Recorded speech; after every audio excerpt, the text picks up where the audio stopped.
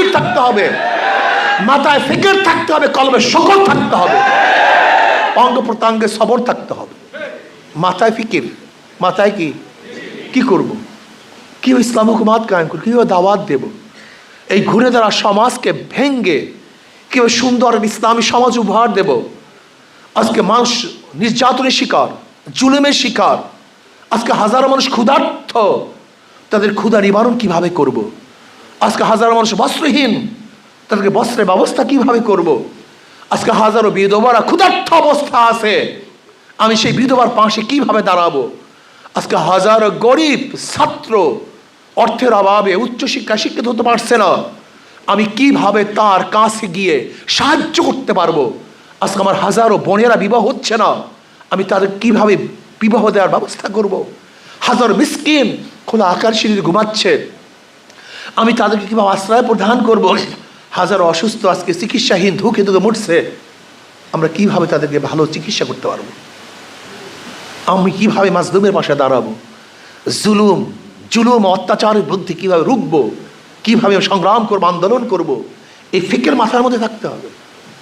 আজকে মুসলিম সন্তানদেরকে, মুসলিম ছেলেদেরকে কমিউনিস্ট বানানো হচ্ছে, সেকুলার বানানো হচ্ছে, ডেমোক্রেসির অনুসারী হচ্ছে।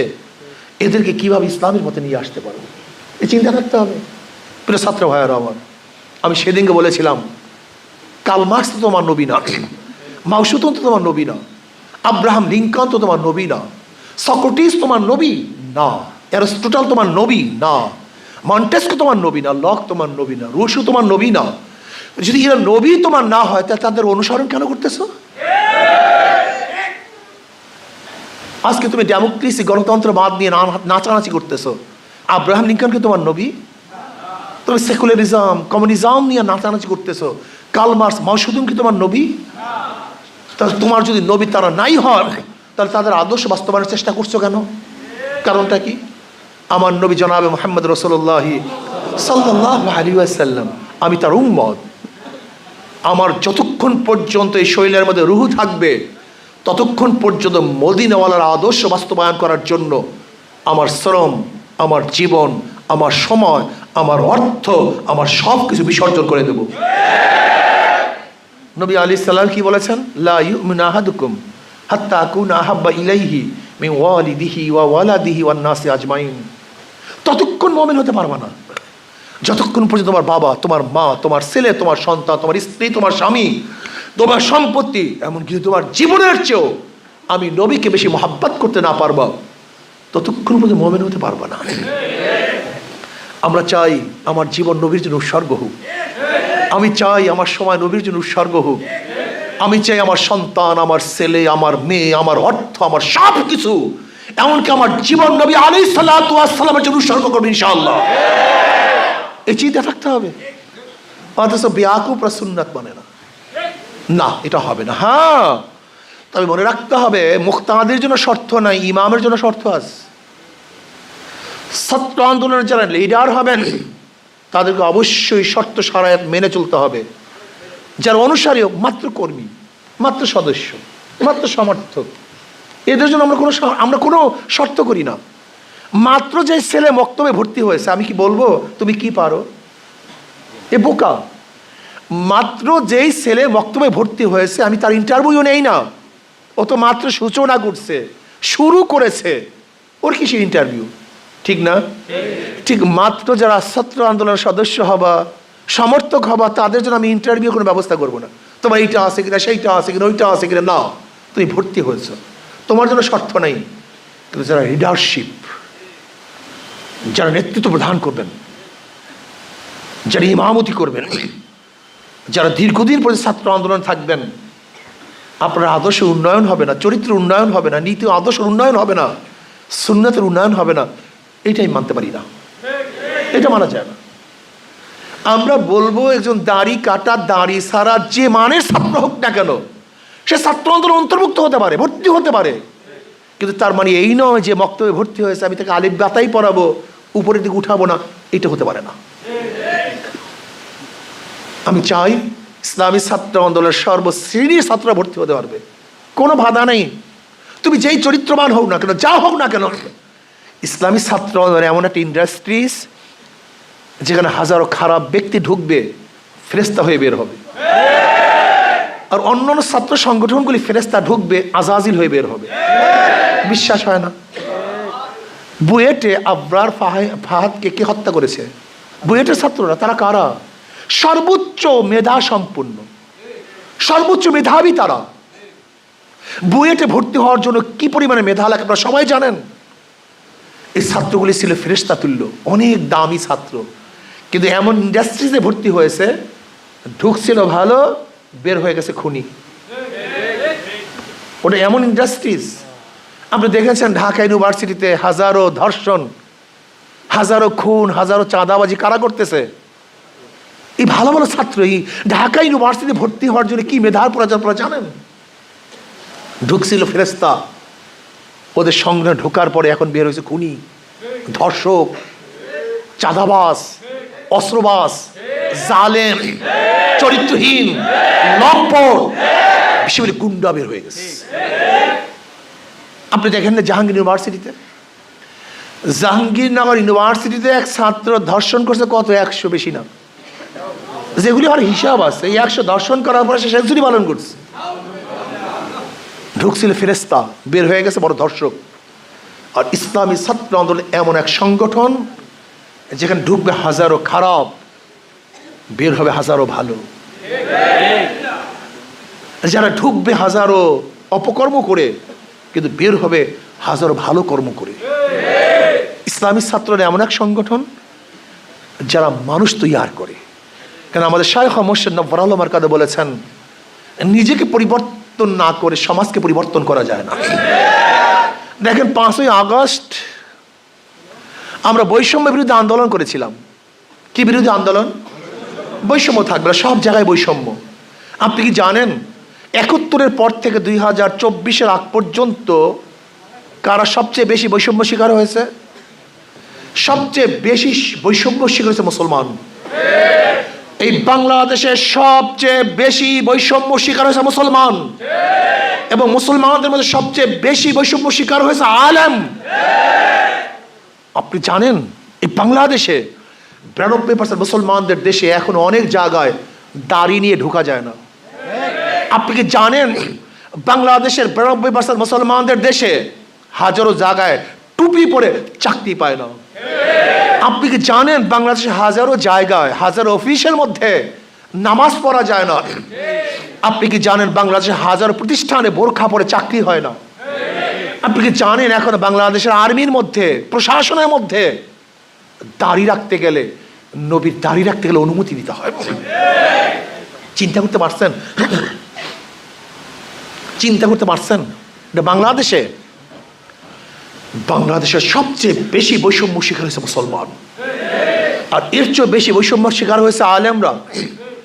আজও ঢাকা ইউনিভার্সিটি, যে ইউনিভার্সিটি গঠন করেছিল সলিমুল্লাহ, নওয়াব সলিমুল্লাহ রহমতুল্লাহ আলী, 600 একর জমি তার দানকৃত মুসলমানদের শিক্ষার জন্য। গেটের মধ্যে লেখা ছিল রব্বি জিদনি ইলমা, অথচ সেই কোরআনের আয়াত কি তুলে দেওয়া হয়েছে বাংলাদেশ? সেই কোরআনের আয়াত কি তুলে দেওয়া হয়েছে? নজরুল ইসলাম হল, ইসলাম শব্দ মুছে দেওয়া হয়েছে। যে ইউনিভার্সিটি মুসলমানদের ইউনিভার্সিটি, মুসলমানদের শিক্ষার জন্য করা হয়েছিল, সেই নওয়াব সলিমুল্লাহর দানকৃত জমির মধ্যে ইউনিভার্সিটি, সেখানে ইফতারি করতে দেওয়া হয় না, সেখানে ইফতারি মাহফিল হয় না, সেখানে নামাজ পড়ার অনুমতি দেওয়া হয় না, সেখানে বোরখা পরে মুসলমান মেয়েরা ঢুকতে পারে না। এই হলো মনে হয় মুসলমান ইউনিভার্সিটি। বৈষম্য জানেন কি অবস্থা চলতেছে? আজকে বই পুস্তক থেকে মুসলমানদের সমস্ত ইতিহাসকে তুলে দেওয়া হয়েছে। শুধু কি তাই, ইতিহাস বইয়ের মধ্যে মুসলমানদের শাসকদেরকে ভিলেন হিসাবে, ডাকাত হিসাবে দেখা হয়েছে, দেখানো হয়েছে। মুসলমানদের বিজয়কে এটাকে কি বলা হয়েছে? দখলদারি, জোর জবরদস্তি। এমনকি মুসলমানদের ইতিহাস ঐতিহ্যকে মুছে দেওয়ার পরেও ঈমানকে ধ্বংস করার জন্য সেখানে বিবর্তনবাদের শিক্ষা নেওয়া হয়েছে, বিবর্তনবাদের শিক্ষা সেখানে নেওয়া হয়েছে। সেখানে ট্রান্সজেন্ডারের মতো শয়তানই সেখানে সাবমিট করা হয়েছে। আলেম ওলামাদেরকে এত বৈষম্য করছে, আজকেও কওমি মাদ্রাসায় স্বীকৃতি দিচ্ছে না। এমনকি কওমি মাদ্রাসার আলেমরা কাজী পোস্টে পর্যন্ত চাকরি দিতে পারছে না। কাজী পোস্টে এত বৈষম্য করা হচ্ছে। এই বৈষম্যের বিরুদ্ধে আন্দোলন করেছিলাম। চাঁদা থাকবে না, গুন্ডামি থাকবে না, মাস্তানি থাকবে না, মানুষ তাদের অধিকার ফিরে পাবে। কিন্তু 5ই আগস্টের পর আবারও সেই চাঁদাবাজি, গুন্ডামি, ডাকাতি, বদমাশি, দুর্নীতি। না, আন্দোলন শেষ হয়নি, সংগ্রাম শেষ হয়নি, যুদ্ধ এখনো শেষ হয়নি। নহে সমাপ্ত কর্মমোদের অবকাশ কোথায় বিশ্রামের। এই দুর্নীতিবাজের বিরুদ্ধে একটা আন্দোলন করতে হবে, একটা সংগ্রাম করতে হবে, যুদ্ধ করতে হবে। চাঁদাবাজদের হাতকে ভেঙে গুড়িয়ে দিতে হবে ইনশাআল্লাহ। চাঁদাবাজের হাতকে ভেঙে ফেলতে হবে। আমি বৈষম্য বিরোধী ছাত্রদেরকে বলবো, তোমাদেরকে বলবো, আমাদের যুদ্ধ শেষ হয় নাই। জীবনের মায়া ত্যাগ করে রাস্তায় ঝাঁপিয়ে পড়েছিলাম দুর্নীতির বিরুদ্ধে, চাঁদাবাজের বিরুদ্ধে, অন্যায়ের বিরুদ্ধে, ডাকাতদের বিরুদ্ধে, জালেমদের বিরুদ্ধে, খুনিদের বিরুদ্ধে। কিন্তু এখনো যদি খুন হয়, ধর্ষণ হয়, আমার মা বোনেরা নির্যাতিত হয়, এখনো যদি অফিসগুলি দুর্নীতি ভরে যায়, তাহলে যুদ্ধ শেষ হয় না। আবারও যুদ্ধ করতে হবে, আন্দোলন আবারও শুরু করতে হবে। এবং ছাত্রদেরকে বলবো, নহে সমাপ্ত কর্মমোদের অবকাশ কোথায় বিশ্রামে। শেষ হয়নি এখনো যুদ্ধ। এখন হাজারো ফেসিস বাংলাদেশে আছে। যতক্ষণ পর্যন্ত গোটা ফেসিসকে আমাদের বাংলাদেশে উৎখাত করতে না পারবো, ততদিন পর্যন্ত যুদ্ধ চলতেই থাকবে। রাস্তায় থাকবো, রাস্তা ছাড়বো না ইনশাআল্লাহ। আর যতক্ষণ ইসলামী হুকুমাত কায়েম না করব, আল্লাহর জমিনে আল্লাহর হুকুমাত কায়েম না করব, ততদিন পর্যন্ত আমাদের যুদ্ধ চলতেই থাকবে ইনশাআল্লাহ। তু শাহিন है परवाज है काम तेरा, तू शाहीन है परवाज है काम तेरा, तेरे सामने आसमां और भी है। আমরা শাহিন পাখি, বাস পাখি, আমাদের কোনো সীমাটিমা নেই। আমরা যেদিকে তাকাবো সেইটা আমাদের সীমা, আমরা যেদিকে তাকাবো সেইটা আমাদের পথ, সেইটা আমাদের গন্তব্য। কাজে আসুন, ইসলামী ছাত্র আমাদের প্রত্যেকটা ছেলেকে দাওয়াতের মেজাজ পয়দা করতে হবে। দাওয়াতের মেজাজ নিয়াত করেন, আজকের থেকে নিয়াত করেন ইনশাআল্লাহ। আমি একজন কমপক্ষে 500 ছাত্রদেরকে দাওয়াত দিয়ে ইসলামী ছাত্র আন্দোলনের মধ্যে নিয়ে আসবো। কি রাজি আছেন ইনশাআল্লাহ? কত? নিয়াত করেন না ভাই। নিয়াতুল মুমিন খায়রুম মিন আমালিহি। মুমিনের নিয়াত আর আমলের চেয়েও দামি। আজকে নিয়াত করেন, নিয়াত করেন যে কমপক্ষে 500 ছেলেদেরকে, 500 ছাত্রদেরকে দাওয়াত দিয়ে ইসলামী ছাত্র আন্দোলনের সদস্য করব। এরপরে কর্মী করবো, বাল্যক করবে ইনশাআল্লাহ। কি রাজি আছেন ইনশাআল্লাহ? হ্যাঁ, মুরব্বীরা কি রাজি আছেন?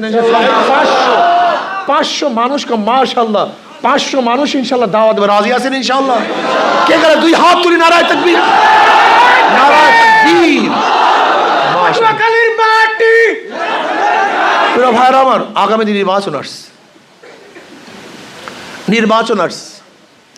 যেই দলের মধ্যে চোর, ডাকাত, বদমাশ, লুটেরা আছে, খনি আছে, ওদেরকে আমরা ভোট দেবো না ইনশাআল্লাহ।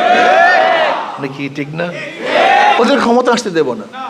মোচের মধ্যে যতই ঘি মাখ রাখে না, ওদের মোচের মধ্যে ঘি থাকবে, মুখের মধ্যে ঢুকবে না ইনশাআল্লাহ। ওদের ঘি আবার মোচে থাকবে, ঘি আর জিভরে লাগাতে দেবো না ইনশাআল্লাহ। যদি তোমরা সবাই সচেতন থাকো, ওরা ক্ষমতার ঘি মুচিয়ে লাগাবে, কিন্তু ক্ষমতায় যেতে পারবে না ইনশাআল্লাহ।